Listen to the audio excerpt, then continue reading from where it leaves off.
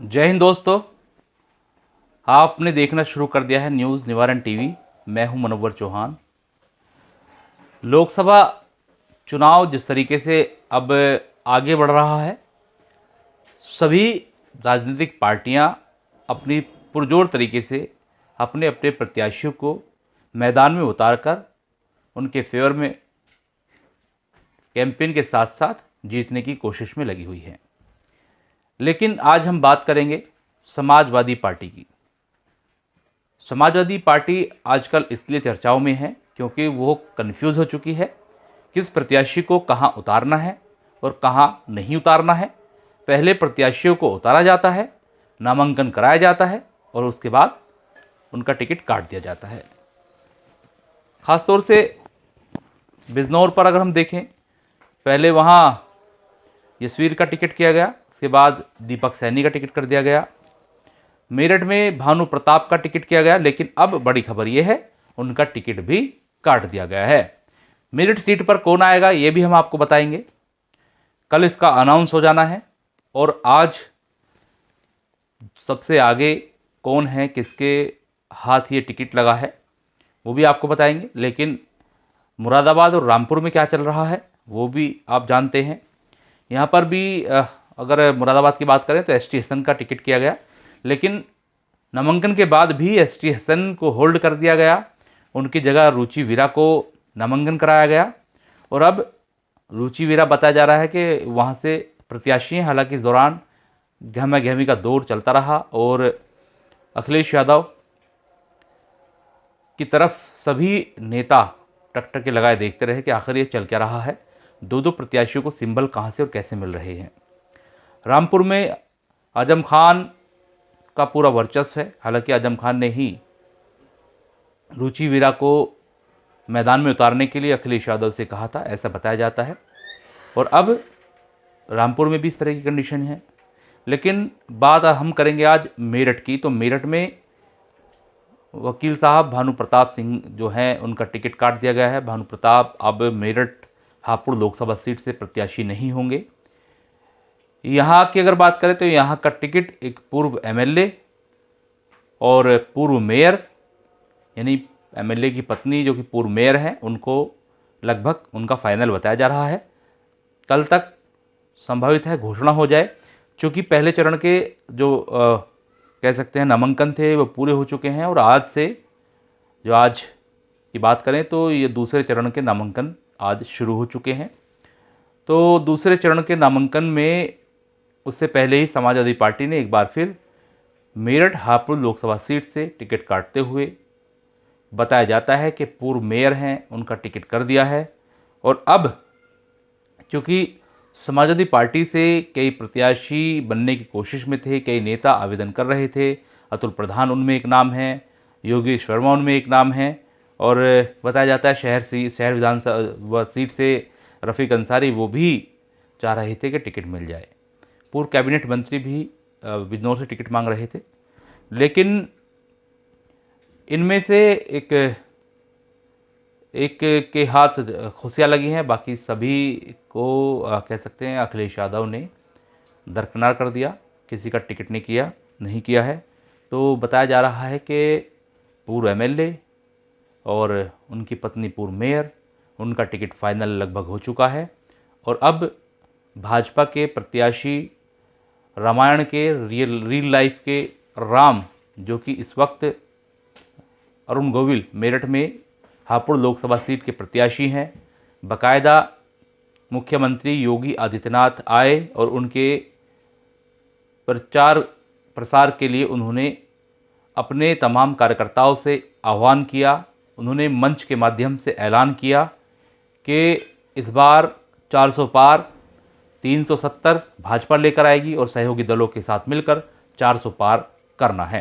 उन्होंने कार्यकर्ताओं से कहा कि हम ये निश्चय करें कि अपने अपने बूथ पर 370 वोट पिछले चुनाव के मुताबिक अतिरिक्त डलवाएं। उन्होंने तमाम गुरु मंत्र दिए।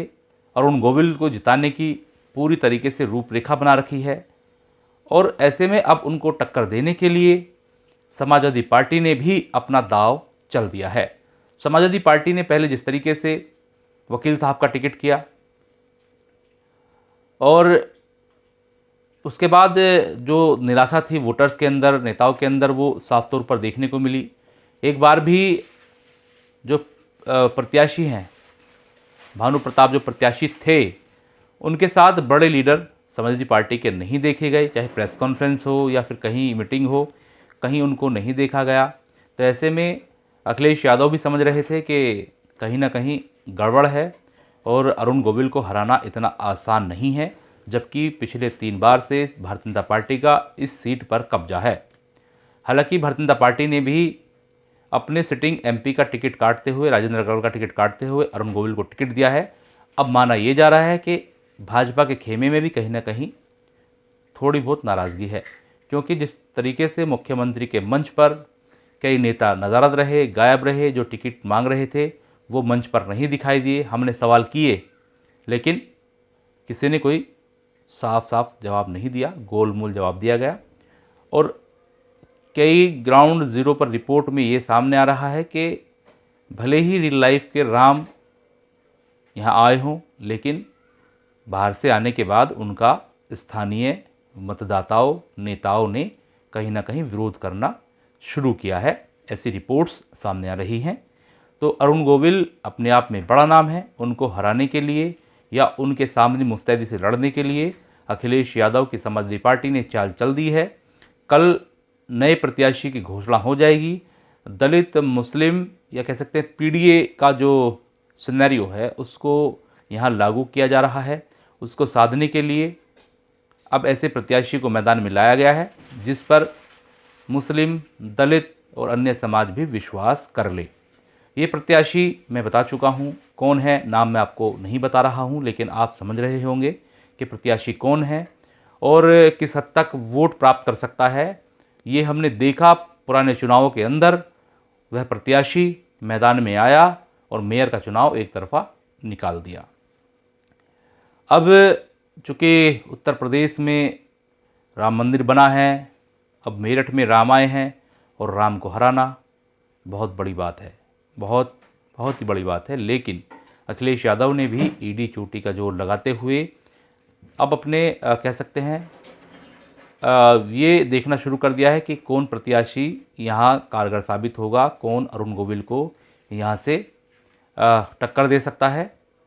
उस प्रत्याशी को मैदान में लाने की पूरी कवायद शुरू हो चुकी है। नामांकन आज से शुरू हो गए हैं, कल से हो सकता है प्रत्याशी नामांकन भरना शुरू कर दें। लेकिन 100 बातों की एक बात, अरुण गोविल और भाजपा की वो सीट जो पिछले 3 बार से यानी 15 सालों से भाजपा के पास है, उस सीट पर विपक्ष का यहाँ पर आना बहुत बहुत ही बड़ी बात है।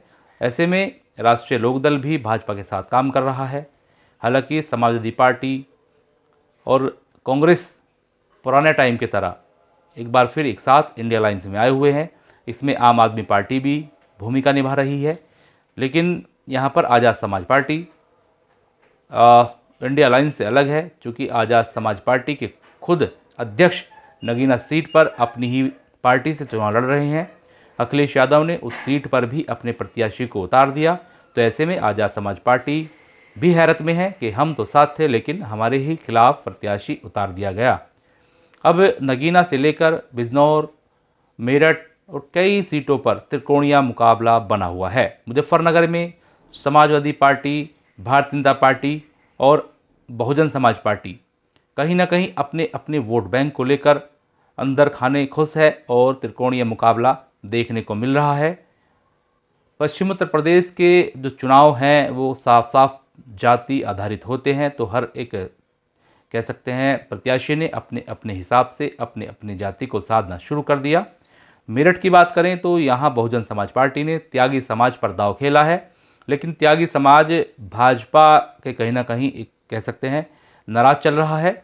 जिस तरीके से त्यागी समाज जिस सांसद का विरोध कर रहा था गाजियाबाद के, उस उन सांसद को एक बार फिर भारतीय जनता पार्टी ने टिकट देते हुए उनको मैदान में उतारा है। इसके बाद से ही त्यागी समाज इतर हो गया और कह सकते हैं कि त्यागी समाज ने मुजफ्फरनगर सीट पर अपना प्रत्याशी भी उतार दिया है और मांगेराम त्यागी पर एक मुकदमा हुआ, जिसके बाद से त्यागी समाज अब खुले तौर पर मुखालफत करता दिखाई दे रहा है।